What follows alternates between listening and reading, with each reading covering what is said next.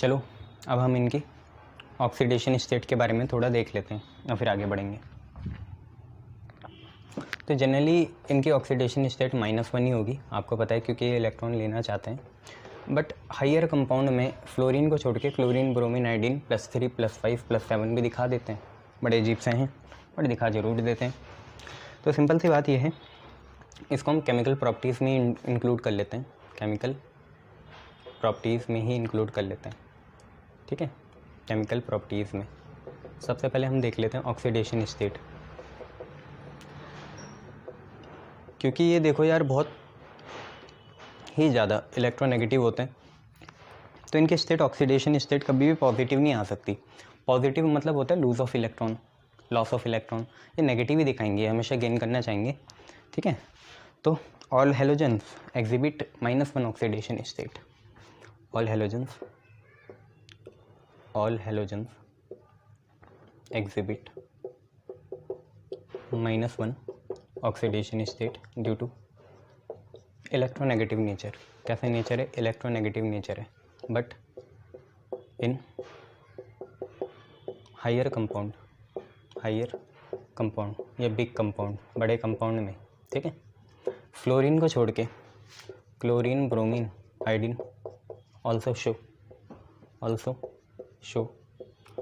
+3, +5 ऐसी oxidation state भी दिखाते हैं। ठीक है, ऑल्सो शो +3, +5, +7 मतलब लूज़ भी कर लेते हैं, और कभी कभार +1 भी, +1 ऑक्सीडेशन स्टेट। बट करते सिर्फ कौन है? Chlorine, bromine, iodine. फ्लोरीन नहीं करते, क्योंकि फ्लोरीन यार सबसे ज़्यादा इलेक्ट्रोनेगेटिव है। राजा को उधार मांगना अच्छा थोड़ी लगता है, राजा मांगता भी नहीं कहीं उधार। ठीक है, चाहे फिर मटन की जगह चिकन खाएगा पर उधार तो नहीं मांगेगा, तो वही बात है। तो नोट ये है, fluorine exhibit only -1 oxidation state. Fluorine exhibit only, fluorine में सिर्फ -1 ही होती है और कुछ नहीं होती, ना +1 होती है, ना +3 होती है, ना +5 होती है, ना +7 होती है। Fluorine exhibit only -1 oxidation state due to, देखो पहले तो आप ये बोल सकते हो कि अपने दिल को दिलासा देने के लिए सबसे पहला फैक्टर तो आप यही बोलोगे कि it is Raja, it is most electronegative. But ये साइंटिफिक एक्सप्लेनेशन नहीं है, ये एक रूढ़िवादी इंसान की पहचान है। साइंटिफिक टेम्परामेंट का इंसान नहीं है फिर वो। तो आप क्या बोलोगे? It is most electronegative. ये तो कहने वाली बात हो गई, आपने बोल दिया। बट असली बात यह है, it is due to absence of vacant d orbital. इस पर डी ऑर्बिटल होते ही नहीं, आपको पता है। ये तो 2 में ख़त्म हो जाता है, 1s से 2s से 2p5। तो 2 में डी होता नहीं, 3 से खुलता है डी, इसलिए। तो due to it is due to absence of vacant d orbital, absence of vacant d orbital in it. D orbital होते ही नहीं भैया, तो -1 ही तो शो करेगा, गेन ही करेगा। लूज़ करने के लिए तो आपको पता है डी ऑर्बिटल होने चाहिए, एक्साइट कराना है ना इलेक्ट्रॉन को, तो उसके लिए डी ऑर्बिटल होने चाहिए। इस पर है नहीं, ये है। अब एग्जांपल देख लो जहाँ -1 दिखाते हैं, जैसे NaF हो गया। NaF, सोडियम हमेशा पॉजिटिव होगा, फ्लोरीन क्या होगा? नेगेटिव। तो ऑक्सीडेशन स्टेट या वैलेंसी नंबर कितना आ गया? -1 आ गया। ठीक है, ये क्वेश्चन ऐसे भी आ सकता है, why fluorine can't exhibit positive oxidation state. Fluorine में कभी भी पॉजिटिव ऑक्सीडेशन स्टेट क्यों नहीं आ सकती? तो रीज़न वही रहेगा कि it is due to absence of vacant d orbital and it is generally the most electronegative element. ठीक है, ये है। अब एक सिंपल सी बात यह है, नोट में लिख सकते हैं हम, एक और नोट में, कि यार हेलोजन से बढ़िया कोई ऑक्सीडाइजिंग एजेंट होता ही नहीं है। हेलोजन सबसे बढ़िया ऑक्सीडाइजिंग एजेंट है। ऑक्सीडाइजिंग एजेंट क्या होते हैं? कि जो ऑक्सीडेशन रिएक्शन में इलेक्ट्रॉन लूज़ हुआ उसे गेन कर ले। तो नोट ये आएगा कि halogen are strongest oxidizing agent. Halogen सबसे ज़्यादा स्ट्रॉन्गेस्ट ऑक्सीडाइजिंग एजेंट होते हैं। ठीक है, यहाँ पे नोट आएगा। तो halogens are strongest oxidizing agent. Halogen सबसे ज़्यादा स्ट्रॉन्गेस्ट क्या होते हैं? ऑक्सीडाइजिंग एजेंट होते हैं। Halogens are strongest oxidizing agent. इसके पीछे कोई रीज़न होगा, आपको भी पता है, क्योंकि इनकी चाहत है इलेक्ट्रॉन को एक्सेप्ट करने की, वो है reason. Strongest oxidizing agent due to their affinity to readily मतलब बड़ी आसानी से, due to their affinity to readily accept electron that gets available during oxidation. Oxidation के टाइम जो इलेक्ट्रॉन अवेलेबल होते हैं या जो लूज़ होते हैं, ठीक है, उनको ये बहुत आसानी से क्या करते हैं, रेडली एक्सेप्ट करते हैं, इसकी वजह से स्ट्रॉन्गेस्ट ऑक्सीडाइजिंग एजेंट है. तो during oxidation halogens are strongest oxidizing agent due to their affinity to readily accept electron that gets available during oxidation. ठीक है ये. और जनरली ऑक्सीडाइजिंग नेचर नीचे जाते जाते घटेगा क्योंकि साइज़ बढ़ेगा. तो ऑक्सीडाइजिंग नेचर, तो इनका ऑक्सीडाइजिंग नेचर है, ऑक्सीडाइजिंग एजेंट ट्रेट, ऐसे लिख लो. ऑक्सीडाइजिंग एजेंट होने का जो हम पे ट्रेट है, ट्रेट मतलब लक्षण है, वो डिक्रीजेज हो जाएगा डाउन द ग्रुप. नीचे जाते साइज़ बढ़ता है तो लूज़ करने की ज़्यादा टेंडेंसी होती है और गेन करने की कम होती है. अब यहाँ पे याद रखना F2 जो है, क्योंकि फ्लोरीन यहाँ तो ग्रुप हेलोजन का राजा है, हेलोजन ग्रुप का राजा है, तो अगर हेलोजन ऑक्सीडाइजिंग प्रॉपर्टी शो करेंगे तो फ्लोरीन तो सबसे बढ़ के करेगा. तो F2 is strongest oxidizing agent. F2 से ज़्यादा स्ट्रॉन्गेस्ट कोई नहीं होता. तो F2 is the strongest oxidizing agent. सबसे ज़्यादा स्ट्रॉन्ग ऑक्सीडाइजिंग एजेंट F2 ही है, ये आप याद रखना. क्लियर है? गुड. और जनरली होता क्या है मैं आपको बता दूं, अगर दो हेलोजन के बीच लड़ाई हो जाए ऑक्सीडेशन रिडक्शन में, तो जो हेलोजन का हाईयर इलेक्ट्रोनेगेटिविटी होगी वो दूसरे वाले को ऑक्सीडाइज कर देगा. दो हेलोजन भी अगर लड़ने लग जाएं, कंपटीशन हो जाए, टग ऑफ वार हो जाए कि कौन किसको ऑक्सीडाइज करेगा, तो हाई इलेक्ट्रोनेगेटिव वाला, आपको भी पता है, लोअर इलेक्ट्रोनेगेटिव वाले को क्या कर देगा, ऑक्सीडाइज कर देगा. तो वही लिखना है generally, a halogen oxidize other halide ion of higher atomic number. यह है, तो नोट में ही लिख लेंगे. अगर दो हेलोजन ही लड़ रहे हैं तो generally a halogen which is more electronegative oxidize other halide ion X of low electronegativity. ठीक है, तो एक हेलोजन जिसके ज़्यादा इलेक्ट्रोनेगेटिविटी है वो दूसरे हैलाइड आयन जिसकी लोअर इलेक्ट्रोनेगेटिविटी है उसे भी क्या कर सकता है, ऑक्सीडाइज कर सकता है. लोअर इलेक्ट्रोनेगेटिविटी मतलब ये भी है कि हायर एटॉमिक नंबर, क्योंकि जितना ज़्यादा एटॉमिक नंबर होगा उतना ज़्यादा साइज़ भी बढ़ेगा. नीचे की साइड ना, ग्रुप की बात कर रहे हैं 17 की, तो जितना नीचे जाएंगे उतना एटॉमिक नंबर भी बढ़ेगा. आपको भी पता है 9 फ्लोरीन से 17 क्लोरीन हुआ, 17 से फिर आपको पता है ब्रोमीन हुआ, 18 और जोड़ दो 35, ऐसे ऐसे चलता रहा, 85 फिर S13 हो गया, ऐसे ऐसे चलेगा. तो जैसे ये है एग्जाम्पल देख लो, F2 प्लस 2X नेगेटिव, आपको ही पता है ये रिलेशन क्या होगी, ये ऑक्यूपाई कर लेगा फ्लोरीन नेगेटिव आयन को, यही तो करेगा ना, ये इलेक्ट्रॉन को एक्सेप्ट करता है. अब फ्लोरीन बन जाएगा 2F नेगेटिव और X अकेला हो जाएगा X2. अब यहाँ X हो क्या सकता है, बड़ा एटॉमिक नंबर वाला, जैसे क्लोरीन हो गया, ब्रोमीन हो गया, आयोडीन हो गया. यह है ऐसी अगर ट्रेट समझ गए ना भाई, इसने इलेक्ट्रॉन एक्सेप्ट करे तो ये ऑक्सीडाइजिंग एजेंट हो गया, वो छोटा वो हाई एटॉमिक नंबर का होगा, ये लो का होगा. ऐसे एक एग्जांपल देख लो, मान लो क्लोरीन हुआ 2X नेगेटिव है तो ये बन जाएगा 2Cl नेगेटिव और यहाँ पे आ जाएगा कितना भैया, X2. तो आप खुद सोचो, क्लोरीन खुद क्या कर रहा है, ऑक्सीडाइज कर रहा है दूसरे हैलाइड आयन को, तो भैया वो फ्लोरीन नहीं हो सकता हैलाइड आयन, या तो ब्रोमीन हो सकता है तो आयोडीन हो सकता है, क्योंकि फ्लोरीन तो खुद ही कर रहा है ना क्लोरीन को. तो क्लोरीन कहाँ से कर देगा फ्लोरीन को, क्लोरीन तो उससे नीचे या ज़्यादा एटॉमिक नंबर वालों को करेगा, जैसे ब्रोमीन और आयोडीन. अब जैसे ब्रोमीन है 2X नेगेटिव है, यह है, तो सिंपल सी बात है, ये बनेगा X2 plus 2Br negative. Bromine ने आयन ले लिए ना नेगेटिव, ये है 2 लिए, तो अब वो नोबल गैस जैसा बन गया. अब X यहाँ पे क्या होगा, ना क्लोरीन हो सकता है ना फ्लोरीन हो सकता है, आयोडीन ही होगा. और आयोडीन किसी को अपने ग्रुप में तो कर ही नहीं सकता क्या, ऑक्सीडाइज. तो ये भी लिख लेना नोट कि आयोडीन कांट ऑक्सीडाइज. आयोडीन को सब बुली करते हैं, आयोडीन को सब मार सकते हैं, आयोडीन किसको मार नहीं सकता, किसी को छेड़ नहीं सकता, किसी से पंगे नहीं ले सकता. तो नोट लिख लो आयोडीन, ठीक है, iodine can't oxidize other, iodine can't oxidize other halogens, बस हैलोजेंस की बात कर रहा हूँ, बाकियों को नहीं कर सकता। एक क्वेश्चन ये भी आ सकता है, which will oxidize whom, which will oxidize whom, कौन किसको ऑक्सीडाइज कर देगा, F2 एंड अमंग लिख दो, among F2 and I2, F2 और I2 में से कौन किसको ऑक्सीडाइज कर देगा, ऑक्सीडाइज है ये ना, ऑक्सीडाइज, कौन किसको ऑक्सीडाइज कर देगा F2 और I2 में से, तो ऑब्वियसली F2 करेगा, किसको, F2 करेगा किसको, I2 को, कैसे, F2 है 2I माइनस है, बना देगा क्या 2S माइनस, और यहाँ पे बना देगा I2, तो देखो ये इससे ये बन गया, अब ये नोबल गैस बन गया, तो ये ऑक्सीडाइजिंग इसने नेचर शो करा, ये आप याद रख लेना, ठीक है, गुड, ठीक है, गुड। Ng क्या है, नोबल गैस, Ng हमारा क्या है, नोबल गैस। चलो आगे देखो,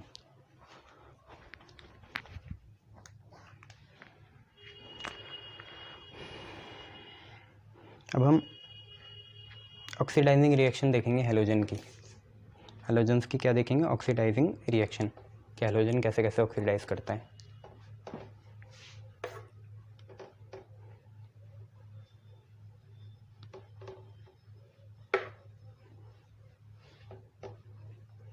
हैलोजेंस की ऑक्सीडाइजिंग रिएक्शंस देखेंगे, क्लियर है, क्या देखना चाह रहे हैं, ऑक्सीडाइजिंग रिएक्शंस ऑफ हैलोजन,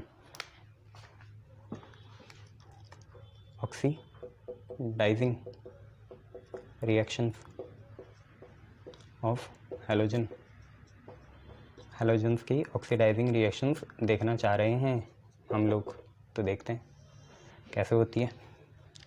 तो जैसे यार 2F2 है, 2H2O के साथ रिएक्ट करेगा, पहला है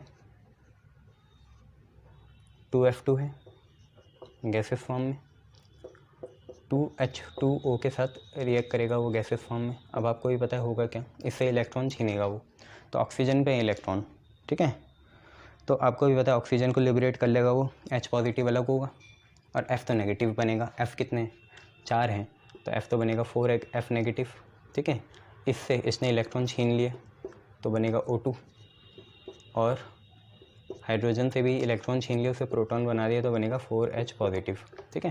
यहाँ से कितने इलेक्ट्रॉन फ्री हुए, आपको बताएं यहाँ से 4 इलेक्ट्रॉन फ्री होंगे, तो चारों ऐसे मिलके प्रोटॉन ऐसे और ऑक्सीजन O2 गैस में फॉर्म हो गया। बेटा आयंस हमेशा एक्वस में होते हैं, अकेले नहीं होंगे इंडिविजुअल, तो ये है, तो इसे लिख सकते हैं फ्लोरीन ऑक्सीडाइज वाटर, ठीक है, और क्या बना दिया O2, तो ये रिएक्शन का कंक्लूजन ये है कि fluorine oxidize H2O 2O2, fluorine ने ऑक्सीडाइज करके H2O को क्या बना दिया, O2 बना दिया भैया, फ्लोरीन ने ऑक्सीडाइज करके H2O को क्या बना दिया, O2 बना दिया, ठीक है।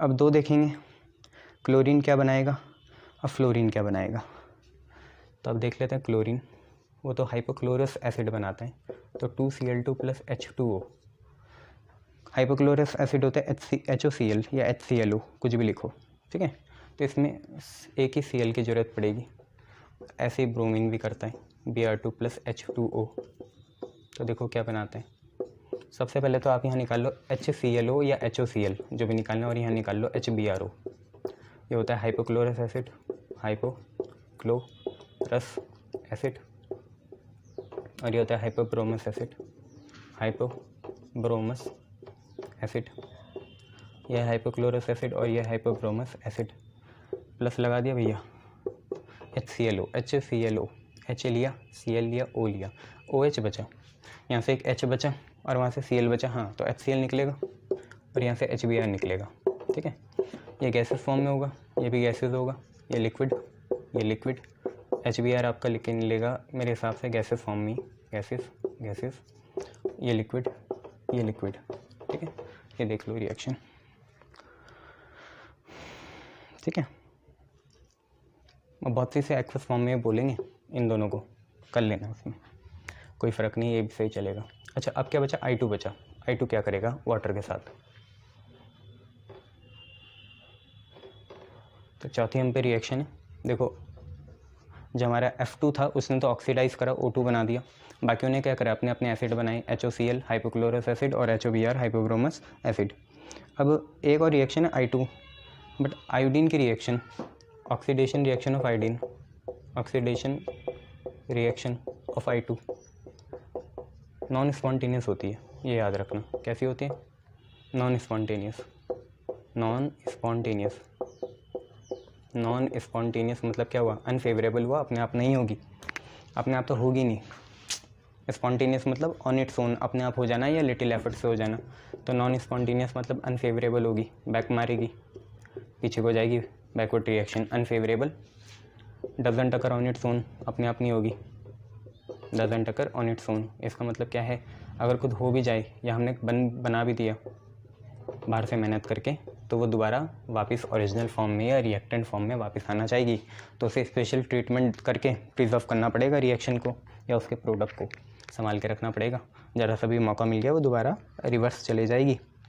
तो ये तो 2I2 हो गया गैस फॉर्म में, वाटर डालेंगे इसमें, ठीक है। कितना? 2H2O, 2H2O। और आयोडीन होता है सॉलिड, तो प्लीज़ यहाँ पे गैसेस मत लिखना, सॉलिड लिखना, H2। अब यहाँ बनेगा 4I negative plus 4H positive plus O2, 4I negative aqueous plus 4H positive aqueous plus O2। अब ये I नेगेटिव जो होता है बहुत सा रिड्यूसिंग होता है, बहुत ज़्यादा रिड्यूसिंग होता है, ठीक है। और ये फेवर करेगा इसको, इन दोनों को, इसको भी फेवर करता है बैकवर्ड रिएक्शन को, तो इसलिए दिक्कत है बहुत ज़्यादा। तो इसे स्पेशल टाइप से प्रिजर्व करना पड़ता है इस पूरे रीजेंट को, 4HI को, ठीक है, याद रखना।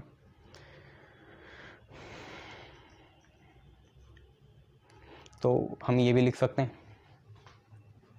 कि I को ना O2 क्या कर देते हैं? ऑक्सीडाइज कर लेते हैं ताकि दोबारा ये बन जाए एसिडिक मीडियम में। तो ये दिक्कत है, तो एसिडिक मीडियम होना नहीं चाहिए। तो ये लिख लेते हैं यहाँ पे नोट कि I नेगेटिव जो I-1 बना can be I-1 can be oxidize by O2 ये जो I-1 है इसे O2 दोबारा ऑक्सीडाइज करके बैक को भेज देगा और दिक्कत हो जाएगी, इसलिए नॉन स्पॉन्टेनियस या अनफेवरेबल है ये। तो I-1 can be oxidize by O2 in acidic medium. तो भैया एसिडिक मीडियम कभी मत रखना है यहाँ पे, आप में से कुछ केमिस्ट भी बनेंगे, इसलिए केमिस्ट मतलब वो नहीं जिसकी दवाई की दुकान होती है, केमिस्ट अच्छी चीज़ बोल रहा हूँ मैं, है ना। तो I-1 can be oxidize by O2 in acidic medium to reverse the reaction, reaction को रिवर्स करने के लिए। तो एसिडिक मीडियम नहीं होना चाहिए, ये याद रखना आप लोग, ठीक है, गुड। ना अब हम ये देखेंगे कि क्यों ऐसा अजीब सा है, क्यों है अजीब सा, कौन सर? फ्लोरीन, अजीब सा बिहेवियर क्यों है उसका, इसके बारे में हमें बात करनी है। तो एनामलस बिहेवियर ऑफ फ्लोरीन ये हम देखना चाहेंगे। ऐसी क्या खास बात है फ्लोरीन में कि उसका एनामलस बिहेवियर है? ऐसी क्या बात थी नाइट्रोजन में, ऐसी क्या बात थी ऑक्सीजन में कि वो एनामलस बिहेव करते हैं? वही फ्लोरीन की बात है। तो एनामलस मतलब विचित्र, अजीब, बेढंगा। तो anomalous behaviour of fluorine, anomalous behaviour of fluorine.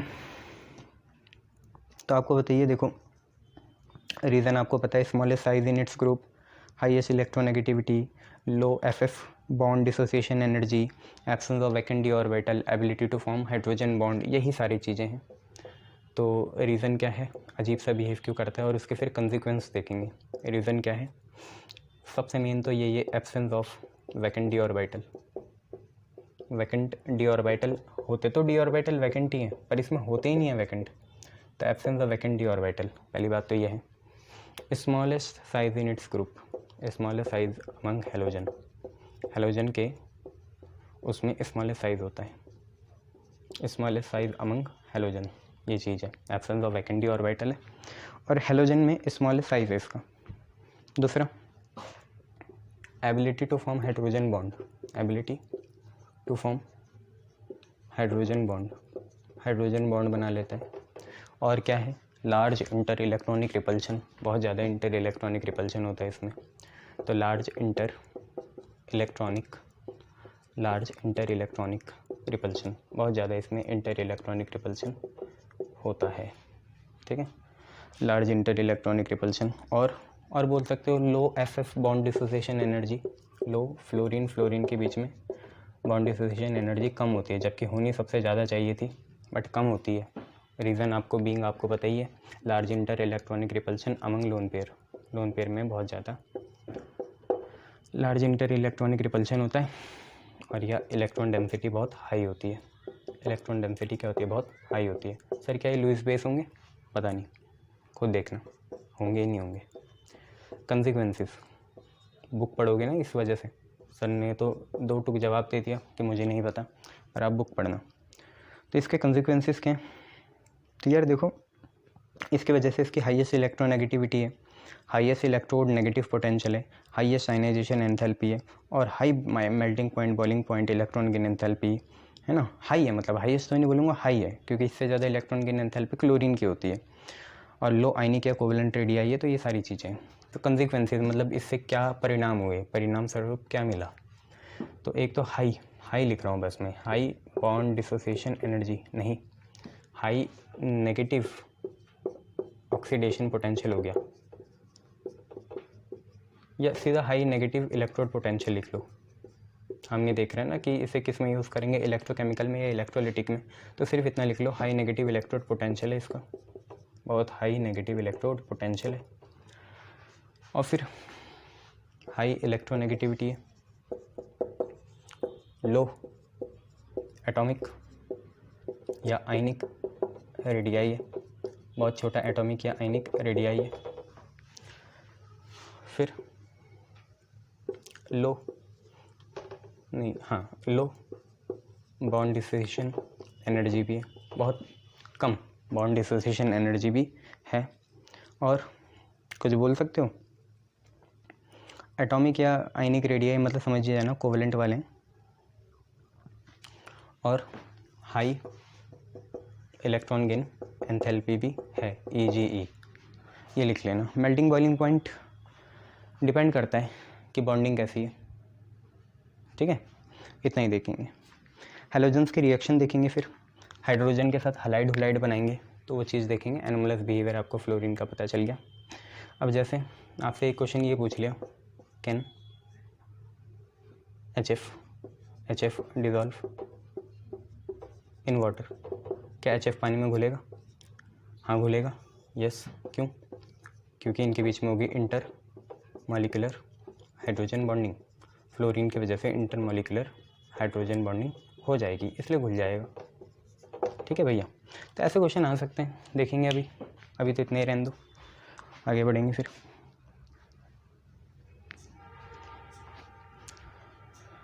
चलिए अब हम थोड़ी केमिकल रिएक्शंस देखेंगे कि हैलोजन एटम्स ऑक्सीजन के साथ, हाइड्रोजन के साथ, मेटल के साथ रिएक्ट करके क्या बनाते हैं। हाइड्रोजन के साथ तो हाइड्राइड बनाएंगे, ऑक्सीजन के साथ ऑक्साइड बनाएंगे, मेटल के साथ मेटल हैलाइड बनाएंगे। तो हम पे नेक्स्ट हेडिंग है रिएक्टिविटी विद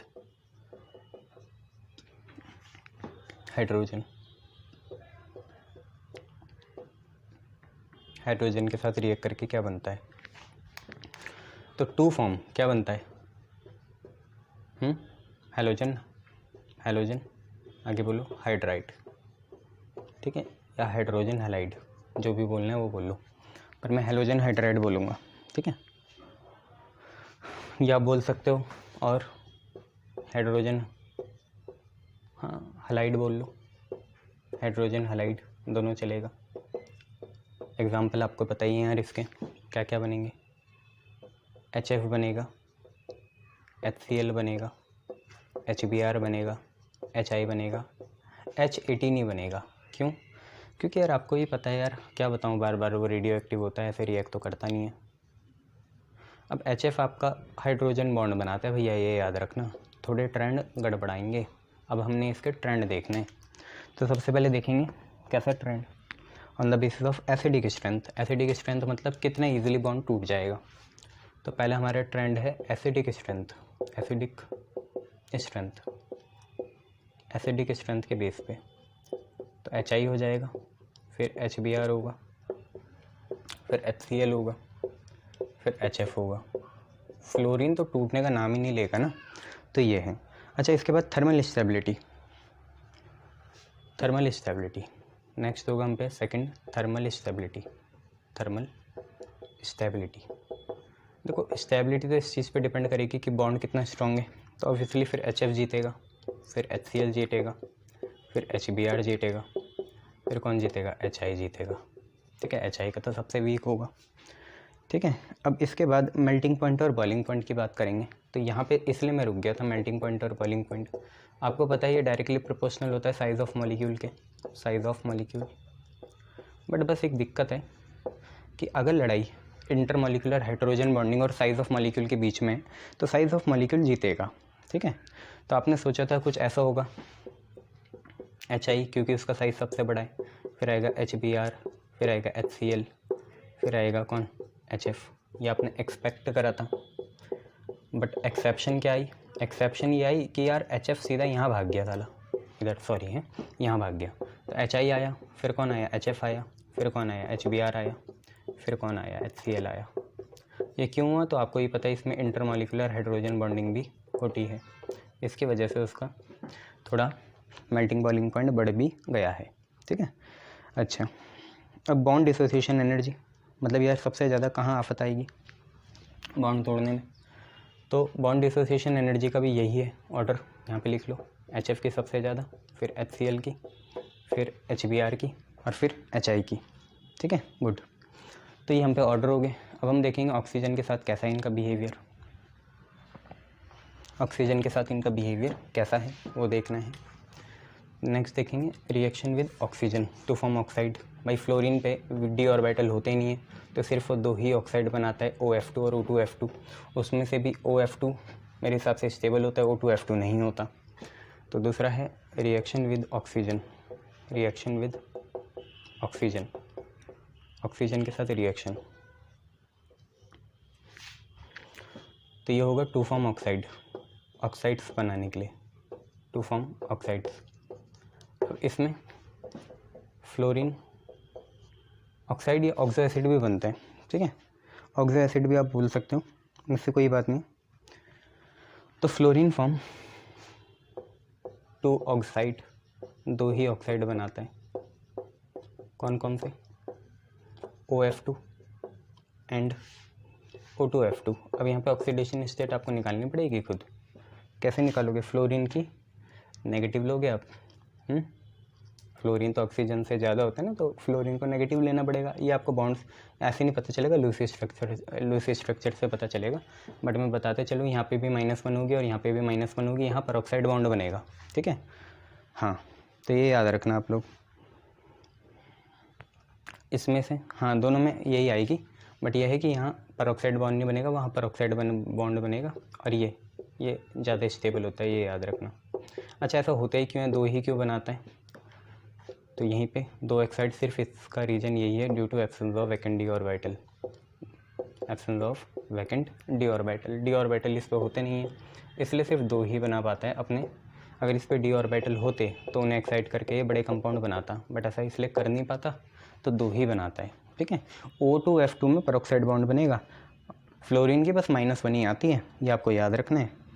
अब एक बहुत इंपॉर्टेंट रिएक्शन है इसमें कि ये जो हमारा O2F2 है ना, O2F2, हाँ, या शायद OF2 था, ऐसे कुछ था, तो O2F2 क्या होता है, ऑक्सीडाइज कर देता है मेरे हिसाब से प्लूटोनियम को या PT को, कुछ इसी को करता है ऐसे ही, हाँ, प्लूटोनियम हेक्साफ्लोराइड में, प्लूटोनियम हेक्साफ्लोराइड में कन्वर्ट कर देता है। ये बहुत इंपॉर्टेंट रिएक्शन है। ये क्या करता है, जो हमारा न्यूक्लियर फ्यूल होता है ना, उससे PU को निकालने में मदद करता है। PU थोड़ा टॉक्सिक होता है, ठीक है, ये PU थोड़ा कैसा होता है, रेडियो एक्टिव टॉक्सिक होता है, radio active and toxic, radio active होता है और टॉक्सिक होता है। और यहाँ पे हम ये लिख सकते हैं, this reaction is used to remove PU in या as form of PuF6 in spent nuclear fuel।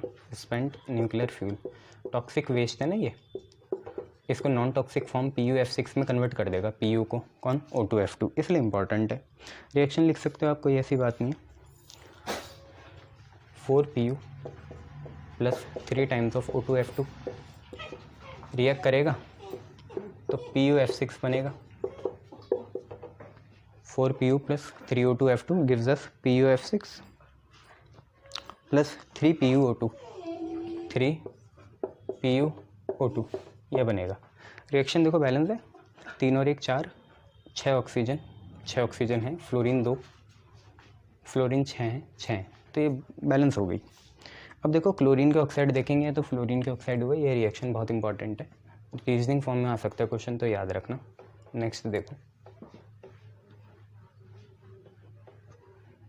Chlorine oxide, दूसरा है chlorine oxide, chlorine oxides, chlorine के ऑक्साइड। तो क्लोरीन के भी ऑक्साइड बहुत बनते हैं, Cl2O बनता है, ClO2 बनता है, Cl2O6 बनता है, Cl2O7 बनता है, बहुत बनता है, Cl2O, ClO2, Cl2O5, Cl2O7, बहुत सारे बनते हैं ऐसे, ठीक है, याद रखना। Cl2O5 नहीं होता, O6 होता है, देखो याद करने पड़ते हैं, 21 साल की बात है। और ये स्ट्रॉन्ग ऑक्सीडाइजिंग एजेंट होते हैं और ये एक्सप्लोड करते हैं, they are strong oxidising agent, strong oxidising agent और टेंड टू एक्सप्लोड। क्या कारण होते होंगे कि एक्सप्लोड करते होंगे, मैंने पहले कवर कर चुका है एक्सप्लोजिव फॉर्म में कहीं, ओजोन में, तो वहाँ से देखना, ठीक है। Strong oxidising agent and tends to explode, फटने की तीव्रता होती है इन पे। अब इसमें से एक नोट याद रखना, इनमें से एक ऑक्साइड क्लोरीन का ब्लीचिंग एजेंट के जैसे यूज़ होता है, याद करो कौन है, ClO2 है या Cl2O है, ClO2 है ना, ClO2 ब्लीचिंग एजेंट के जैसे काम में आता है। गुड, नेक्स्ट अब थर्ड देख लेना, ब्रोमीन के ऑक्साइड, पावरफुल ऑक्सीडाइजिंग एजेंट होते हैं और लो टेम्परेचर पे एग्जिस्ट करते हैं और लीस्ट स्टेबल होते हैं अपने हेलोजन ऑक्साइड में। ब्रोमीन के ऑक्साइड सबसे लीस्ट स्टेबल होते हैं, तो ब्रोमीन के बात करेंगे हम ऑक्साइड्स की, ब्रोमीन ऑक्साइड्स। तो ब्रोमीन ऑक्साइड कितने तरह के मिलते हैं, जैसा आपको मिलता है Br2O, BrO2, BrO3, ठीक है, Br2O, BrO2, BrO3 ये है, और ये स्टेबल होते हैं,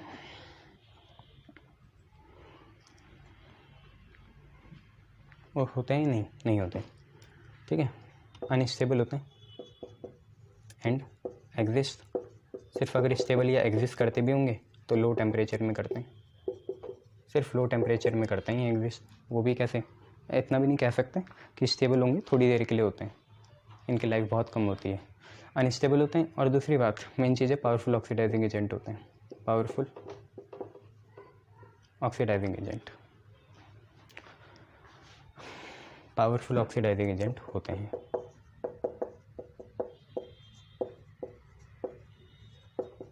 अब बस चौथा आएगा आयोडीन का ऑक्साइड, आयोडीन ऑक्साइड्स। तो आयोडीन के 1-2 ऑक्साइड तो आपको पता ही है, जैसे I2O4 हो गया, I2O5 हो गया, I2O7 हो गया, I2O4, I2O5, I2O7 ये होते हैं, I2O4, I2O5, I2O7। बात ये है, ये इनसॉल्युबल सॉलिड होते हैं और हीटिंग में डिकम्पोज हो जाते हैं। अब ये कुछ इनऑर्गेनिक प्रॉपर्टीज़ होती हैं, आपको याद ही करनी पड़ेगी। इनसॉल्युबल, घुलते नहीं हैं किसी चीज़ में, ना ऑर्गेनिक ना पोलर सॉल्वेंट में किसी नहीं घुलते, तो are insoluble solid and decompose on heating, heating में डिकम्पोज हो जाते हैं, डिकम्पोज अपॉन हीटिंग, हीटिंग में ये डिकम्पोज हो जाते हैं। फिर I2O5 बहुत अच्छा ऑक्सीडाइजिंग एजेंट है और कार्बन मोनोऑक्साइड के एस्टिमेशन के लिए यूज़ होता है, तो वो नोट में लिख लेना, तो कुछ ट्रिवियल फैक्ट होते हैं। I2O5 is good oxidising agent, good oxidising agent.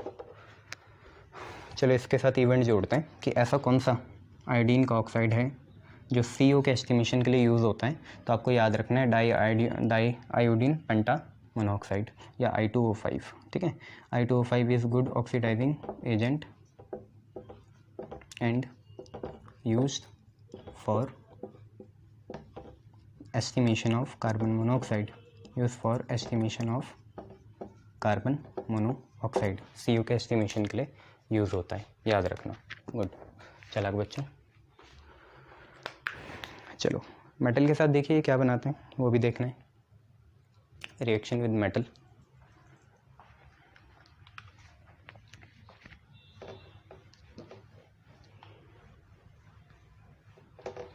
Metal के साथ आपको पता ही है मेटल हैलाइड बनेंगे, ठीक है।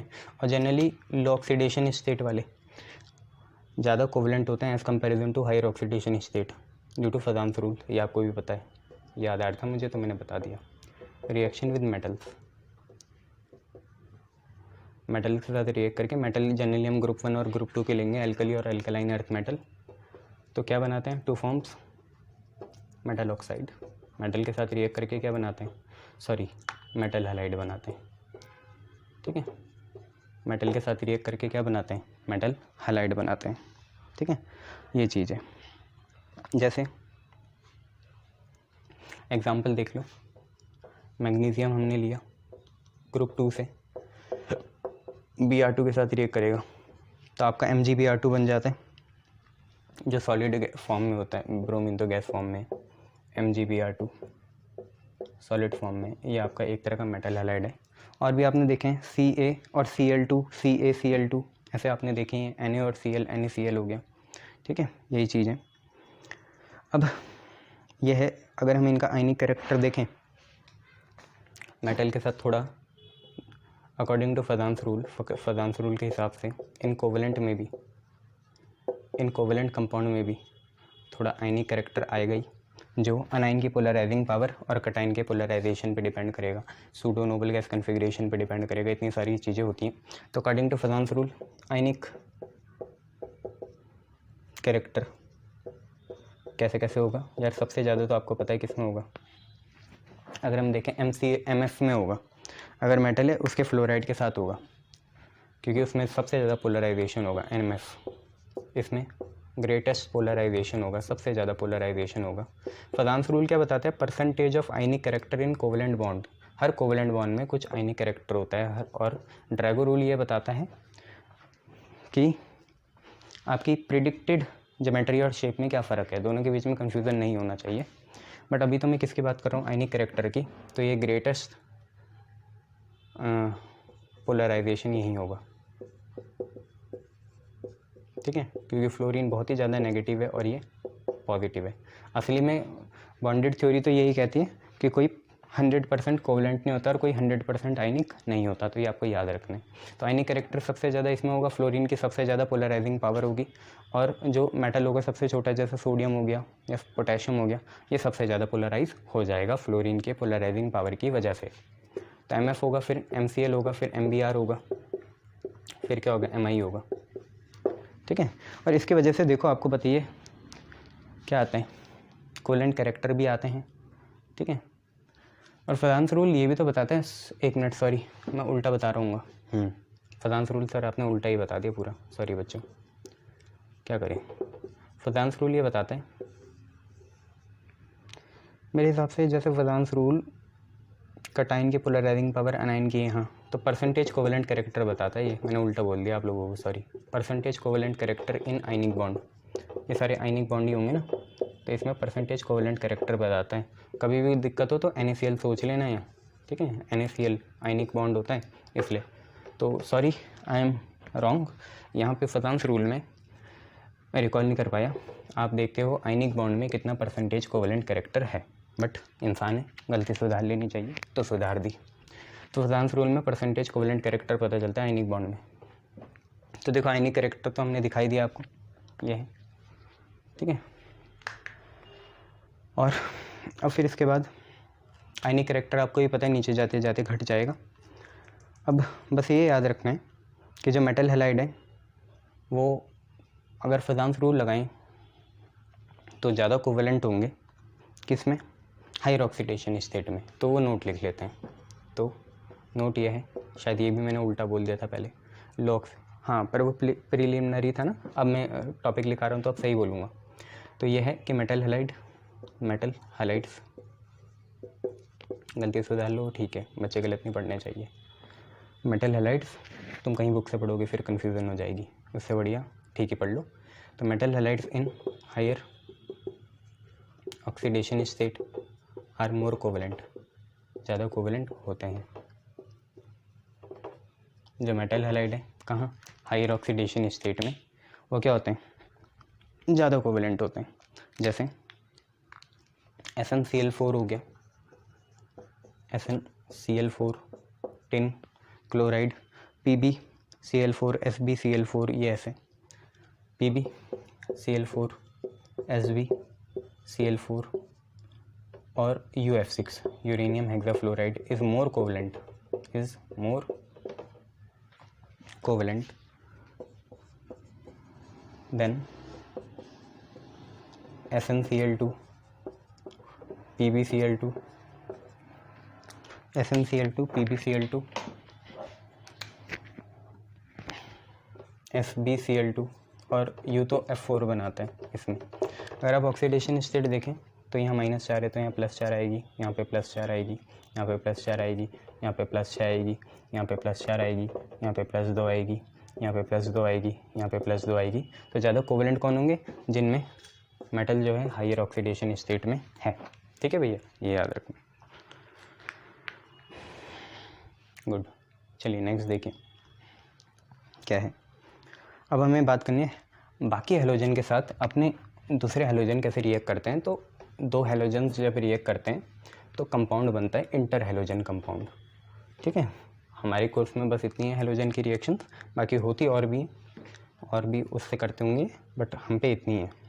कोऑर्डिनेशन भी बनाते हैं, आपको पता ही है।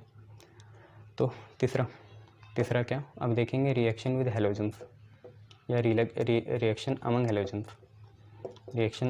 हेलोजन्स, हेलोजन्स के बीच की रिएक्शन।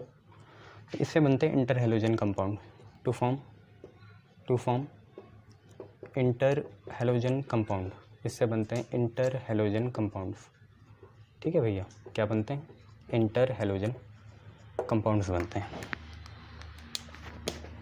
इंटर हेलोजन कंपाउंड अलग अलग तरह के होते हैं, बट जनरली ऐसे दिखा देते हैं हम आपको कि ऐसे बनते हैं XX-3 या XX-5 या XX-7 एक्सेट्रा।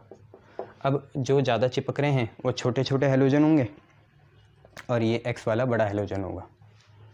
बाकी इसका अलग ही टॉपिक है, वो बाद में पढ़ेंगे। X लार्जर हेलोजन, बड़े साइज़ का। अब देखो फ्लोरीन कभी भी लार्ज नहीं बन सकता, वो चिपकेगा ज़रूर पर किसी को चिपकाएगा नहीं, ये आपको पता है, due to absence of vacant d orbital. और X- होगा स्मॉलर हेलोजन, छोटे हेलोजन।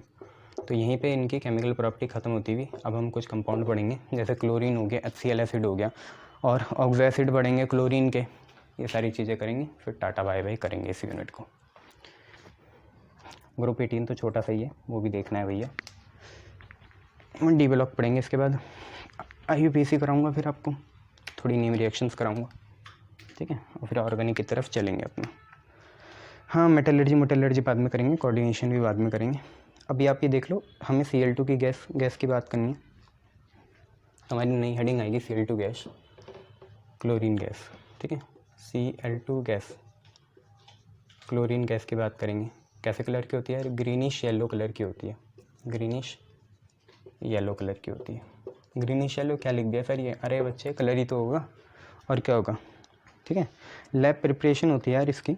अगर हम लैब प्रिपरेशन देखें तो क्या होती है, लैब प्रिपरेशन इसकी होती है जब हम MnO2 मैग्नीज ऑक्साइड को कंसनट्रेटेड HCl में हीट करते हैं तब होती है। तो by heating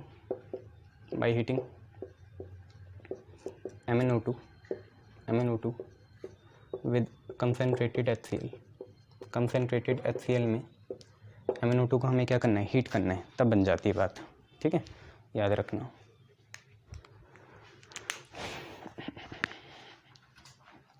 MnO2 + 4HCl reaction है, मार्कर ने परेशान कर रखा बहुत। MnO2 + 4HCl, एक ग्लास कैन है, इसमें चलता नहीं है इतना अच्छे से, ये वैसे नहीं है जैसे हम पे पहले था ना। तो MnO2 + 4HCl gives us MnCl2 + Cl2 + 2H2O। Balance देख लेंगे, MnCl2 + Cl2 ये बन के अपनी चीज़ हीरो प्लस 2H2O। बैलेंस देखो हो रहा है, 4 हाइड्रोजन है, 4 ही है, 4 क्लोरीन है, 4 ही क्लोरीन है, मैग्नीज 1 है, ऑक्सीजन 2 है, ठीक है। और KMnO4 का जो एक्शन होता है HCl में उससे भी हो जाता है, कोई एक याद रख लेना अगर आई, बाकी तो भगवान भरोसे है। Action of KMnO4 on HCl। अब ये बड़ी सी रिएक्शन है, अवॉइड इट जितना हो सके। हाँ बट ये कुछ नहीं कह सकते अगर ये कंप्लीट द फॉलोइंग में आ गई तो 2 KMnO4 + 8 HCl, 2 KMnO4 + 8 HCl, 8 नहीं 16, सर तो काट ही देते इन्हें, 2 16 8 ही तो होता। देखते हैं अभी, 2 KMnO4 + 16 HCl gives us 2 KCl 2 MnCl2, 2 KCl 2 MnCl2 plus 8H2O + 5Cl2, 8H2O + 5Cl2। इनमें तो मैं कुछ हेल्प नहीं कर सकता आपका, मैं मजबूर हूँ, ये आपको करना ही पड़ेगा। 4 यहाँ से, 2 यहाँ से 6 और 10 वहाँ से 16। हाइड्रोजन कितने हैं 16, तो हाइड्रोजन 16 हो गए। ऑक्सीजन कितने 8, ऑक्सीजन कितने 8, मैग्नीज़ है 2, पोटेशियम है 2, 2 पोटेशियम 2 मैग्नीज़, ठीक है भैया बैलेंस हो गई।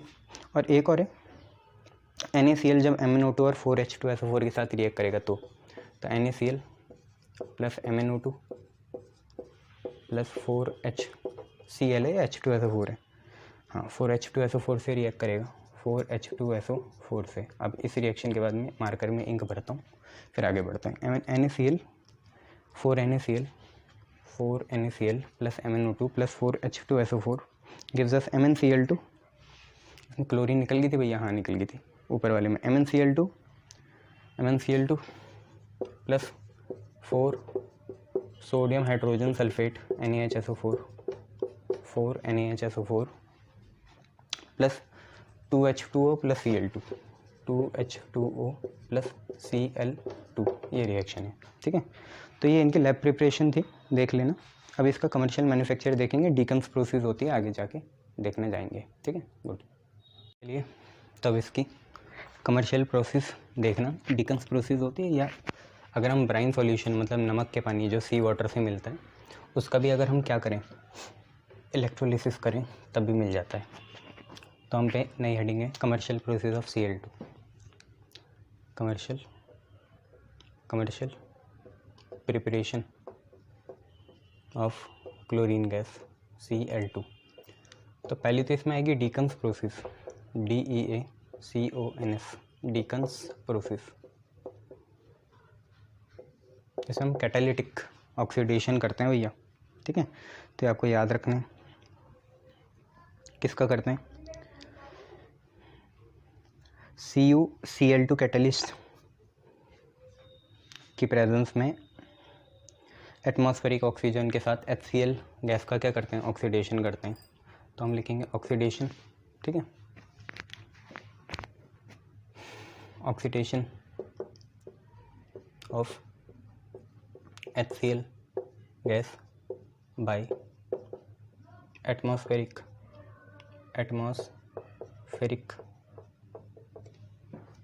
Oxygen in presence of CuCl2, in presence of CuCl2, इसके प्रेजेंस में, ठीक है। HCl गैस का ऑक्सीडेशन करते हैं हम। तो देखिए आप 4HCl लेते हैं, 4HCl + O2 CuCl2 कैटलिस्ट के जैसे यूज़ होगा। CuCl2 हमारा क्या कैटलिस्ट है, इसके जैसे यूज़ होगा और बस रिएक्शन करेंगे। तो 2Cl2 निकाल लो, तो सारे क्लोरीन निकल गए। अब 4Cl2 थोड़ी लेना है, 4HCl लेंगे, है ना, हाँ। तो 2Cl2 + 2H2O लिख लेंगे। तो देखिए बैलेंस होगी, 4 हाइड्रोजन, 4 क्लोरीन और 2 ऑक्सीजन, ठीक है। दूसरा हमें वही करना है इलेक्ट्रोलिसिस ऑफ ब्राइन सॉल्यूशन, वो आपको पता ही है क्या होता है। ब्राइन सॉल्यूशन जो है उसका इलेक्ट्रोलिसिस कर लेंगे, ठीक है। तो इसको ज़्यादा डिटेल में नहीं पढ़ेंगे, ये आपने क्लास 11th में भी पढ़ा था। तो ब्राइन सॉल्यूशन का इलेक्ट्रोलिसिस हो गया, और बहुत सी बुक में तो ये दिया ही रहता है किसमें इलेक्ट्रोकेमिस्ट्री में भी। थोड़ी हम प्रॉपर्टीज़ के बारे में बात कर लेंगे। किसकी, Cl2 की। और फिर प्रॉपर्टीज़ मतलब पहले कौन सी, फिजिकल प्रॉपर्टीज़ ऑफ Cl2। तो एक तो ग्रीनिश येलो गैस होती है, ठीक है भैया, कैसी गैस होती है, greenish yellow, chlorine, greenish yellow gas. आपको पता है डिसइंफेक्टेंट के जैसे भी यूज़ होती है, किस में, जो हम पे डोमेस्टिक वाटर सप्लाई आती है, ठीक है। तो डिसइंफेक्टेंट यूज्ड एज, है ना, used as disinfectant in domestic water supply, उसमें भी क्लोरीन डालते हैं, डोमेस्टिक वाटर सप्लाई,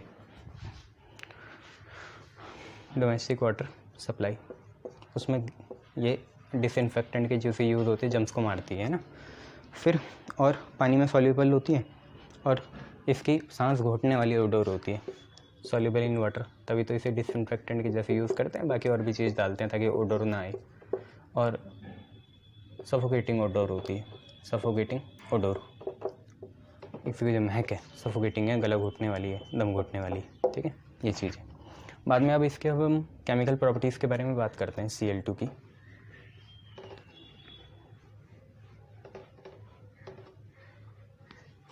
हम पे केमिकल प्रॉपर्टीज़ ऑफ Cl2। तो पहले हम देखेंगे मेटल के साथ रिएक्शन करके क्या बनाएगी, और फिर नॉन मेटल के साथ, दोनों के साथ क्लोराइड बनाएगी, है ना। तो पहला है reaction with metal, reaction with metal क्या बनते हैं, टू फॉर्म क्लोराइड, इससे क्या बनते हैं, क्लोराइड्स बनते हैं। एग्जाम्पल देख लीजिए, मेटल के साथ रिएक्ट करके क्या बना रही है, क्लोराइड बना रही है। जैसे 2Al प्लस Cl2 ले लें तो AlCl3 बनता है, आपको बैलेंस करना पड़ेगा, तो 3 लगा देंगे, यहाँ पर 2 लगा देंगे, होगी बैलेंस, हाँ ठीक है। तो 2Al plus 3Cl2 gives us 2AlCl3, आपको ये पता है ये लुईस एसिड होता है। ऐसे 2Na plus Cl2, 2Na plus Cl2 ये आपको देगा 2NaCl, देखो रिएक्शन का खेल है यहाँ पे सारा। और नेक्स्ट है 2Fe plus 3Cl2, 2Fe plus Cl2, आपको पता है FeCl3 बनता है, तो यहाँ पे 3 लगा देंगे तो वो बैलेंस हो ही जाएगी शायद, 2Fe प्लस 3Cl2, तो यहाँ पे 2 लगाना पड़ेगा, तो 2FeCl3 यह है, ठीक है। ऐसी रिएक्शन विद नॉन मेटल होगा दूसरा, उसके साथ भी क्लोराइड ही बनता है। रिएक्शन विद नॉन मेटल्स, जब ये नॉन मेटल्स के साथ रिएक्ट करती है तब भी आपका क्लोराइड ही बनता है, तो टू फॉर्म क्लोराइड्स, इससे भी आपका क्लोराइड्स ही बनता है, ठीक है, ये याद रखना। नॉन मेटल के साथ भी रिएक्ट करके ये क्या बनाती है, क्लोराइड ही बनाती है, ठीक है, साफ है, दिख रहा, हाँ ठीक है दिख रहा। टू फॉर्म क्लोराइड, तो इसके लिए जैसे P4 ले लें, P4 नॉन मेटल हो गया ना, फास्फोरस P4 फॉर्म में आता है, और Cl2 ले लें, तो P4 और Cl2 मिलके क्या बनाएंगी, PCl3 बनाएंगी, PCl3, बस बैलेंस करना पड़ेगा, तो यहाँ 3 लगा देंगे, यहाँ 3 लगा देंगे, तो हो जाएगा। देखो 3 से तो बैलेंस नहीं हो रहा, यहाँ पे 4 ही करना पड़ेगा, तो 4 3 जो 12 है, तो यहाँ 6 करना पड़ेगा, अब बैलेंस हो जाएगा। 4 PCl3, ऐसी एसिड है, एसिड क्लोरीन के साथ रिएक्ट करके मेरे हिसाब से HCl4 बनाते हैं, HCl4 या H2Cl, पता नहीं, H2Cl2 बनता है। बैलेंस करना पड़ेगा, यहाँ 4 लगाना पड़ेगा, 4 हो जाएगा, 4 दूनी 8, तो यहाँ 4 लगाना पड़ेगा। Acid plus 4Cl2 gives us 4H2Cl2। अब मेटल के साथ हो गया, नॉन मेटल के साथ इसकी रिएक्शन देख ली क्लोरीन की। अब देखते हैं हाइड्रोजन के साथ रिएक्ट करके क्या बनाती है, तो आपको भी पता है हाइड्रोजन क्लोराइड, ये हमारा प्यारा HCl एसिड बनता है। रिएक्शन विद हाइड्रोजन, हाइड्रोजन के साथ रिएक्ट करके टू फॉर्म हाइड्रोजन क्लोराइड, क्या बनता है, हाइड्रोजन क्लोराइड बनता है, HCl एसिड, HCl। और ये आपको तो आती है reaction H2 plus Cl2 gives us 2HCl, ठीक है, ये रिएक्शन आपको पता ही है। और भी है, हाइड्रोजन की बाकी फॉर्म के साथ रिएक्ट करके देखो क्या बनता है। जैसे पहले तो ये होगी, दूसरी है हाइड्रोजन सल्फाइड हो और Cl2, तो अब क्या बनेगा, 2HCl दोबारा बनेगा और सल्फ़र अलग हो जाएगा, ठीक है। तो 2HCl दोबारा बन गया और सल्फ़र क्या हो गया, अलग हो गया, ये याद रखना। नेक्स्ट देखो तीसरी क्या है, C10H16, ठीक है। इसके 8Cl2 के साथ रिएक्ट करेंगे तो ये बहुत इंपॉर्टेंट रिएक्शन है। ये C10H16 क्या हुआ, 10 का दुगना 20, 20 से 4 हटे, तो ये मेरे हिसाब से कोई साइक्लिक कंपाउंड होगा। ठीक है, तो ये बनाते हैं इसे 16HCl, 8 दूनी 16, हाँ 16HCl प्लस 10 कार्बन। तो इसने यहाँ पे डिहाइड्रेटिंग उसके जैसे यूज़ करा ना, इसने हाइड्रोजन हटा दिए यहाँ से, तो यहाँ पे हुआ डिहाइड्रोजिनेशन। क्या हुआ, डिहाइड्रोजिनेशन मतलब हाइड्रोजन हट गई, तो ये डिहाइड्रोजिनेशन रिएक्शन है क्लोरीन की, याद रखना आप लोग। चलो बहुत बढ़िया। अब इसके बाद ना 2-3 रिएक्शन बहुत इंपॉर्टेंट आएगी, उसमें मैं स्टार लगा देता हूँ, वो याद रखना। और फिर उनको कैसे याद रखना आपको ही पता है कि फिल इन द ब्लैंक्स करके, ठीक है, आइडेंटिफाई या कंप्लीट द फॉलोइंग, रिएक्टेंट गायब कर दिया, प्रोडक्ट गायब कर दिया, वैसे याद रखना। तो अगर 8NH3 और 3Cl2, ठीक है, तीसरी रिएक्शन बहुत ही ज़्यादा इंपॉर्टेंट है, 8NH3 हो और 3Cl2 हो, और NH3 अपन लोगों ने डालना है एक्सिस में, बहुत ज़्यादा मात्रा में डालना है NH3, और 3Cl2 हो तो आपको मिलेगा 6NH4Cl प्लस N2। क्या मिलेगा, जैसे वो याद कराई थी ना आपको, तो वैसे ये भी याद रखना, 4-5 थी ना वो, वैसे तो 6NH4Cl प्लस N2 मिलेगा। ठीक है, ये याद रखना। फिर चौथी आप ये याद रखना कि अगर चौथी क्या मतलब तीसरे के A B लिख लेते हैं हम, तीसरे का A तीसरे का B। अब अगर हम NH3 लिमिटेड क्वांटिटी में डालें और Cl2 का एक्सेस कर लें, यहाँ पे कौन है, NH3 एक्सेस है, Cl2 लिमिटेड है, अब Cl2 का एक्सेस कर लें तो क्या होगा, देखो नहले पे दहला होगा। पहले क्या था, NH3 एक्सिस था और Cl2 लिमिटेड था, अब NH3 लिमिटेड है, Cl2 एक्सिस है, तो 3 ले लेते हैं Cl2, तो आप पे क्या होगा, NCl3 बनेगा और 3HCl बनेगा, NCl3 प्लस 3HCl। आपको पता है ये क्या है, नाइट्रोजन ट्राइक्लोराइड है, नाइट्रोजन ट्राइक्लोराइड। और भैया बहुत एक्सप्लोजिव होता है, ये याद रखना, एक्सप्लोजिव होता है। अब एक्सप्लोजिव से मेरे यहाँ क्या तात्पर्य है, क्या कंटेक्स्ट है, ये आपको समझ में आ जाना चाहिए। पुरानी ग्रुप 16 में जाना, आपको समझ में आ ही जाएगा। तो ये दो बहुत इंपॉर्टेंट है कि NH3 अगर एक्सिस में हो तो NH4Cl बन रहा है, और Cl2 अगर एक्सिस में हो तो NCl3 एक्सप्लोजिव कंपाउंड बन रहा है। चौथी भी बहुत इंपॉर्टेंट है, ऐसी चौथी भी बहुत ही ज़्यादा इंपॉर्टेंट है, वो क्या है, अगर हम NaOH और Cl2 की रिएक्शन कराएँ, NaOH और Cl2 की रिएक्शन कराएं, जिसमें NaOH ले कोल्ड और डिल्यूट, कोल्ड एंड डिल्यूट अगर हम ले तो देखिए क्या बनेगा, आप पे बनेगा NaCl, NaOCl और H2O, NaCl, NaOCl plus H2O। Balance देखिए है, सोडियम 2 हैं, ऑक्सीजन 2 हैं, हाइड्रोजन 2 हैं, क्लोरीन 2 हैं। इसे बोलते हैं सोडियम हाइपोक्लोराइट, सोडियम हाइपोक्लोराइट। इसमें ये पहला पार्ट हो गया। दूसरा पार्ट देखिए कोल्ड एंड डिल्यूट डालेंगे तो सोडियम हाइपोक्लोराइड बनेगा, आपको याद रखना है। बट अगर हमने हॉट एंड कंसनट्रेटेड डाला, यहाँ पे क्या था, कोल्ड के साथ डिल्यूट था, अब NaOH हम हॉट एंड कंसनट्रेटेड डालें तो क्या बनेगा, NaOH कैसे डालें, गर्म डालें ठंडे की जगह, और डिल्यूट की जगह कंसनट्रेटेड डालें तो देखिए क्या बनेगा, NaOH हॉट एंड कंसनट्रेटेड डालेंगे 2 ले लेंगे, और यहाँ पे साथ में क्या होगा, Cl2 होगा, तो देखिए हमें क्या मिलेगा, हमें मिलेगा नहीं, यहाँ पे 6 रखना पड़ेगा, 6 NaOH और 3 Cl2, तो आप पे तो पहले 5 NaCl निकल रहा है, 5 NaCl, साथ में आप पे NaClO3 और H2O निकलेगा, यहाँ पे NaOCl है, यहाँ पे NaClO3 है और H2O है। NaClO3 आपका होगा सोडियम क्लोरेट, ठीक है, सोडियम क्लोरेट, ऊपर सोडियम हाइपोक्लोराइट और यहाँ है सोडियम क्लोरेट। ऑक्सीडेशन स्टेट आप देख सकते हैं क्या आएगी, ओ की आप क्लोरीन की देखो, सोडियम 1, ये -2 प्लस 1 -1, तो ये +1 हो गया यहाँ पे, और यहाँ पे देखें ये -6 हो गया, ये है तो ये +5 हो गया, खुद ही देख सकते हो आप, -6 + 1 +5, तो क्लोरेट में ज़्यादा ऑक्सीडेशन स्टेट है और वहाँ कम है, ठीक है। तो ये 2 रिएक्शन बहुत ही ज़्यादा इंपॉर्टेंट है, आप लोग याद रखना, ठीक है। ये जो 2 आपकी रिएक्शंस हैं काफ़ी इंपॉर्टेंट है, इनको याद रखिएगा। नेक्स्ट और देखिए कैसी हैं इनमें रिएक्शन, क्लोरीन में तो भर भर के रिएक्शन है। केमिकल प्रॉपर्टीज ऑफ क्लोरीन में देख रहे हैं, 4 हो गई थी, 5वीं। अगर हम मीथेन डालें क्लोरीन के साथ और इसका फ्री हेलोजिनेशन ना करें, फ्री रेडिकल सब्स्टिट्यूशन ना करें, सिर्फ एक ही बार करें, तो एक ही बार सब्स्टिट्यूशन होगा। मान लो ये यूवी लाइट के प्रेजेंस में कर रहे हैं तो CH3Cl बनेगा प्लस HCl बनेगा। बट अगर हमने भूल के इससे बड़ा ले लिया, जैसे इथेन ले लिया या इथीन ले लिया, ये तो मीथेन है, इथेन ले लिया जहाँ पे डबल बॉन्ड होते हैं, यहाँ तो सिंगल बॉन्ड है, यहाँ डबल बॉन्ड है, तो अब सब्स्टिट्यूशन प्रोडक्ट बनेगा। बट कैसे बनेगा वो भी देख लो।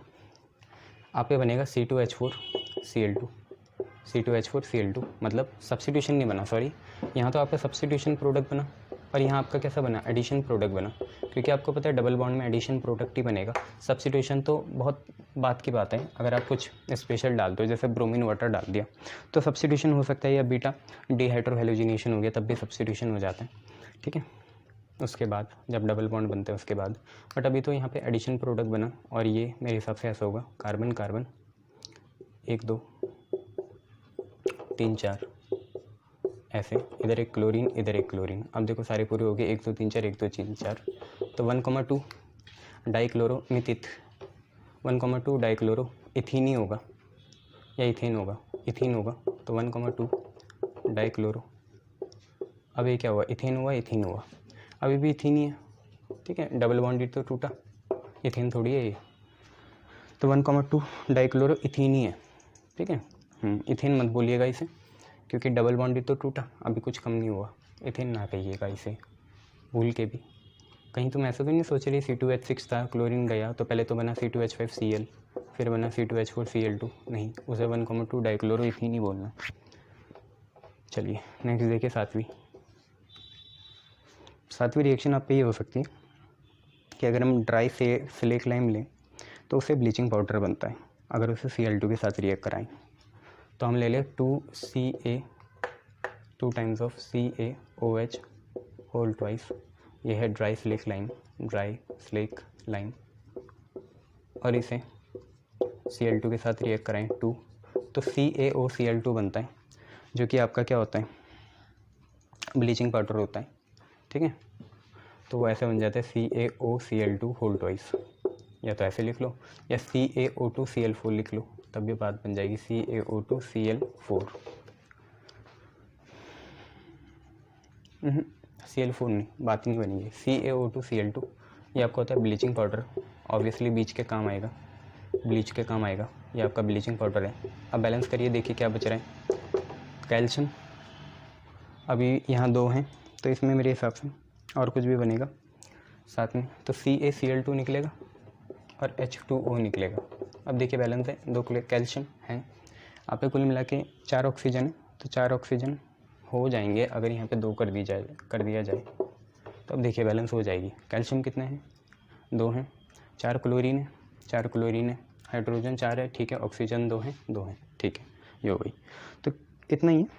बट अब यह है कि जो क्लोरीन वाटर होता है, ठीक है, क्लोरीन के साथ वाटर होता है, अगर हम उसे ऐसे ही छोड़ दें, वो नोट में लिखेंगे, तो अपना उसका वैसे नेचुरल कलर येलो होता है, तो येलो कलर छोड़ देता है वो, ठीक है, और ऐसा इसलिए होता है क्योंकि वो हाइपोक्लोरस एसिड में चेंज हो जाता है, तो वो हम नोट में लिखेंगे कि chlorine water upon standing lose its yellow colour, chlorine water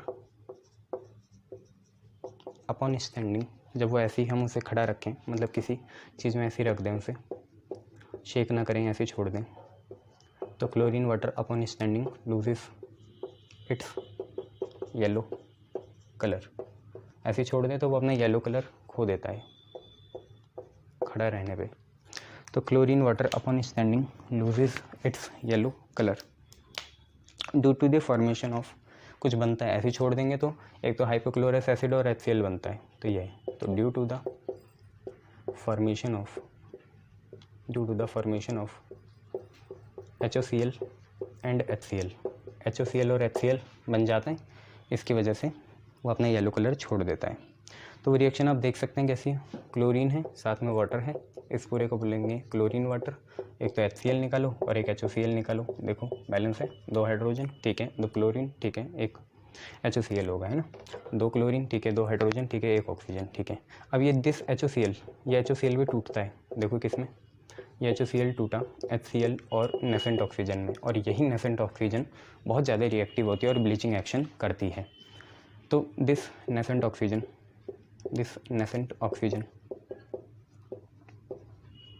is responsible for bleaching action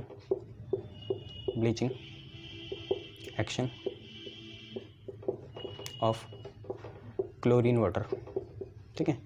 nascent है तो बहुत ज़्यादा एक्सप्लोसिव होगी, किलकारियाँ मारेगी, मतलब रिएक्टिव होगी इसलिए।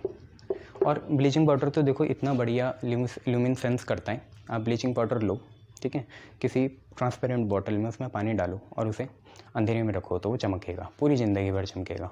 तो वो एक नेचुरल लैम्प के जैसे काम कर सकता है। आप ऐसा करना ब्लीचिंग पाउडर के साथ, ठीक है। तो इससे एक तो ब्लीचिंग एक्शन होता है, साथ में ऑक्सीडाइजिंग एक्शन भी होता है, ठीक है, क्योंकि नेसेंट ऑक्सीजन है, इसके वजह से ऑक्सीडाइजिंग एक्शन भी होता है। अब हमें कुछ नहीं करना, हमें क्या करना है, हमें थोड़ा ब्लीचिंग प्रॉपर्टीज़ देख लेते हैं क्लोरीन की, फिर आगे बढ़ते हैं। तो नेक्स्ट हेडिंग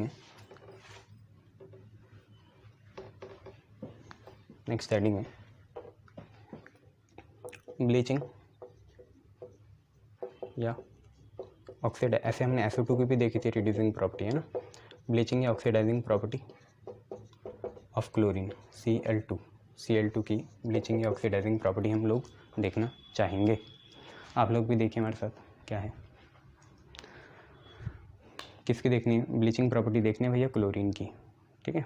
तो देखो क्या है, सबसे पहले जैसे क्लोरीन क्या करता है, ऑक्सीडाइज कर देता है फेरस थर्ड को फेरिक थर्ड आयन में। क्लोरीन ऑक्सीडाइज फेरस होता है ना, सेकंड होता है, फेरिक थर्ड में कर लेगा, ferrous second to ferric third ion कैसे करते हैं वो आप लोग भी देखिए। Cl2 oxidise ferrous second to ferric third ion, तो 2 FeSO4 होते हैं, 2 FeSO4 लेंगे प्लस Cl2 लेंगे प्लस H2SO4 ले लेते हैं, H2SO4 gives us Fe2SO4 whole twice plus मेरे हिसाब से 2HCl, यह बनता है Fe2SO4 whole twice plus 2HCl। अब देखिए होता है क्या, देखिए सल्फेट की तो आपको याद ही होगी, जैसे H2SO4 है तो सल्फेट कुल मिला के 2- होता है और ये 2+ होता है। तो सल्फेट की यहाँ पे कुल मिला के, इस सल्फेट की हुई 2- -2, फेरस की हमने ले ली x और कुल मिला के 0, ठीक है। सल्फेट की 2- फेरस की x और 0, तो फेरस की कुल मिला के +2 आ गई यहाँ पे।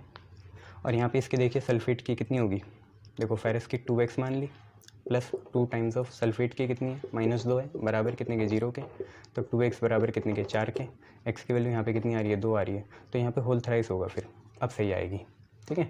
Fe2SO4 होल थ्राइस होगा, देखो बैलेंस करके लिख लो, 3 सल्फर होने चाहिए, हाँ 3 ही है, बैलेंस है।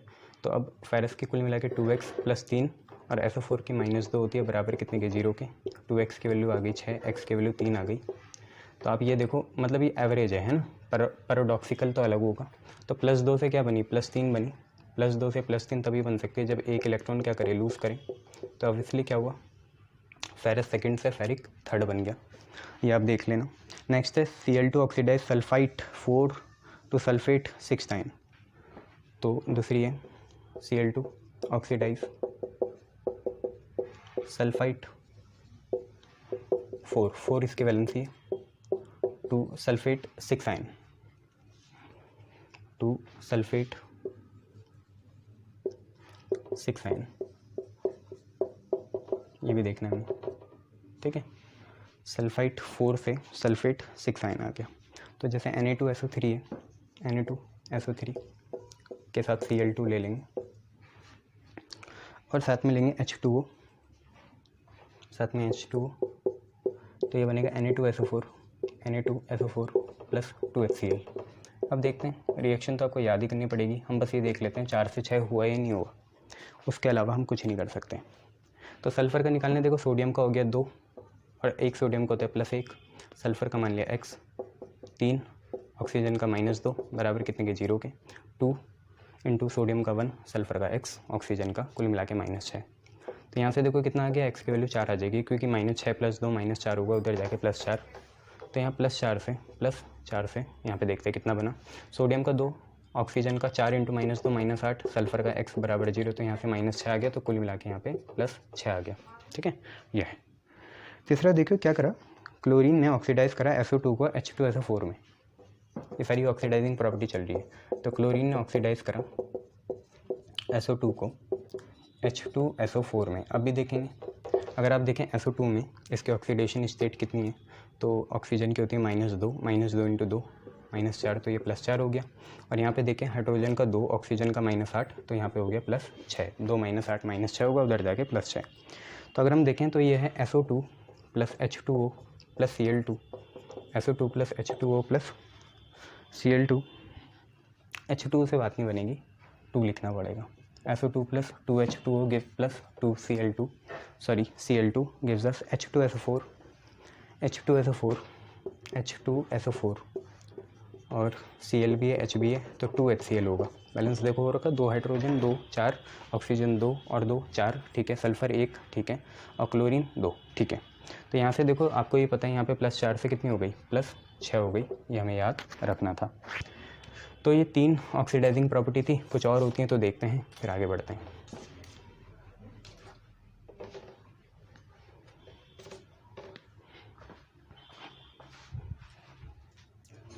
देखिए नेक्स्ट है, क्लोरीन ने क्या करा, आयोडीन को आयोडिक एसिड में चेंज करा, HiO3 होता है आयोडिक एसिड, तो क्लोरीन ऑक्सीडाइज आयोडीन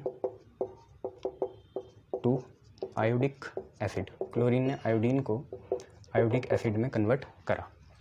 तो ये भी इजी है, I2 होगा और क्लोरीन होगा 5Cl2, 6H2O होगा, आयोडिक एसिड होता है HiO3 प्लस HCl ले लेंगे, HCl 10HCl, 10 अगर यहाँ हो गए, 12 ये हैं, तो ये 2 बनेगा, 2HiO3। देखिए बैलेंस है 2 और 10 12, ठीक है, ऑक्सीजन 6 हैं, ठीक है, 6 हैं, क्लोरीन 10 है, आयोडीन 2 है, ठीक है। बैलेंस देखो, आयोडीन यहाँ पे 0 होगा और यहाँ पे कितना बन जाएगा, ऑक्सीजन हो गया -6 + 1 -5, तो ये हो गया +5, ठीक है, ये है। नेक्स्ट देखिए, क्लोरीन एक पावरफुल ब्लीचिंग एजेंट है, तो ये तो आपने देखा था, which is due to nascent oxygen. तो क्लोरीन इज़ क्लोरीन कैसी फॉर्म में, वाटर फॉर्म में है ना, वाटर के साथ, chlorine is powerful bleaching agent, chlorine is powerful bleaching agent due to nascent oxygen, जिसमें नेसेंट ऑक्सीजन होती है, उसकी वजह से ये क्या है, पावरफुल ब्लीचिंग एजेंट है, ये याद रखना। तो ये रिएक्शन भी आपने देखी थी, Cl2 होता है, 2 Cl2 के साथ कौन होता है, H2O होता है, तो ये 2 चीज़ बनती है, HOCl प्लस कितना, HCl, ठीक है, HOCl प्लस HCl, और ये HOCl टूटता है किसमें, HCl प्लस नेसेंट ऑक्सीजन में। अब क्या होता है, ये जो हमारी नेसेंट ऑक्सीजन है, इसके साथ कोई कलर्ड सब्सटेंस होगा, नेसेंट ऑक्सीजन के साथ कोई कलर्ड सब्सटेंस हो, तो वो बन जाता है कलरलेस।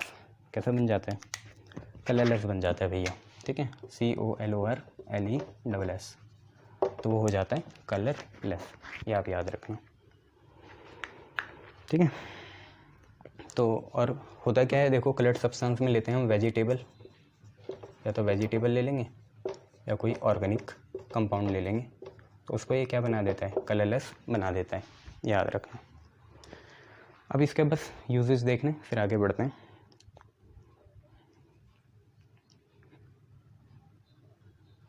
चलिए, तो क्लोरीन के यूजेस देख लीजिए आप, क्या क्या हैं। एक तो देखो वुड पल्प, जो वुड होता है उससे जब हम पेपर या रेयन बनाते हैं, तो उसके जो नेचुरल कलर टेक्सचर होता है उसको ब्लीच करने के लिए यूज़ होता है।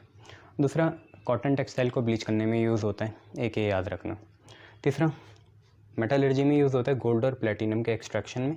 डाइस बनाने में, कार्बन टेट्राक्लोराइड, CHCl3 क्लोरोफॉर्म बनाने में, DDT आपको पता है डाइक्लोरो डाइफिनाइल ट्राइक्लोरोइथेन पेस्टिसाइड होता है, उसके लिए यूज़ होता है। रेफ्रिजरेंट में यूज़ होता है, जैसे क्लोरोफ्लोरोकार्बन है, उसमें देखो क्लोरीन फ्लोरीन आ गया ना। पानी को स्टेलाइज करने के लिए तो मैंने बताई है आपको। और बहुत सी कुछ पॉइजनस गैसेस बनाने के लिए यूज़ होता है। सर पॉइजनस बनाते हैं क्यों है? क्योंकि ये इससे इनसे भी कुछ बनता है ना, इनसे भी कुछ स्पेसिफिक केमिकल बनते हैं, इसलिए करते हैं। फॉस्जीन हो गया, COCl2 mustard gas, tear gas, ये सारे ऑर्गेनिक में पढ़ोगे आप लोग। बट अभी मेन 3 है इसमें। ब्लीचिंग एक्शन है, एक्सट्रैक्शन के लिए यूज़ होता है, बहुत से केमिकल्स बनते हैं इससे, है ना।